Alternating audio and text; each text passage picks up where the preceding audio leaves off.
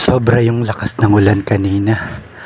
Parang may bagyo pero wala namang bagyo. Kaya lang talagang sobrang lakas niya.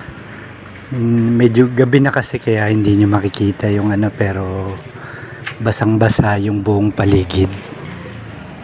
Basang-basa yung ano, yung kalsada. Kanina ano yan halos bumabaha doon sa labas. Tapos kailangan kong lumabas kasi meron akong kailangang puntahan. Ngayon hindi ako makalabas kasi sa sobrang lakas ng ulan. Kahit na magdala ako ng payong, palagay ko hindi pa din kakayanin ng payong yung lakas ng ulan. Tapos habang nag-iisip ako, sabi ko, ano ba yung pumipigil sa atin para lumabas dahil lang sa umuulan? Yung bang tubig o yung takot natin na mabasa ng ulan?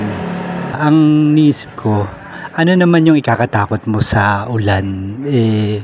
Malamig nga yung tubig ng ulan at masarap maligo sa ulan.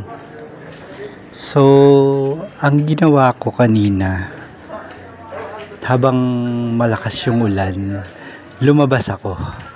Naglakad ako dun sa ulan. Hindi ko lang madala yung cellphone ko kasi mababasa siya. Pero ganun yung ginawa ko. Kukwento ko na lang sa inyo.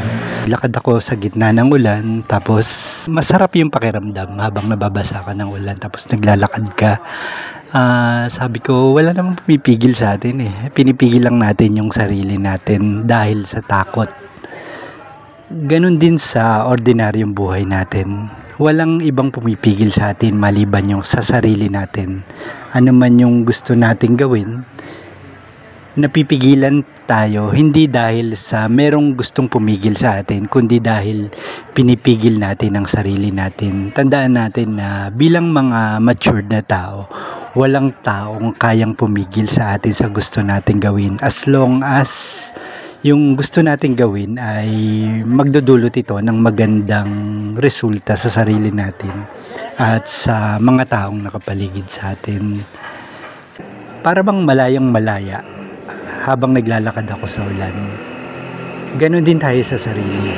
Pwede natin palayain yung sarili natin kung hindi tayo magpapatali sa takot at hahayaan nating hindi tayo mapigilan ng sarili natin, lalo na ng sarili nating isip. Go lang ng go.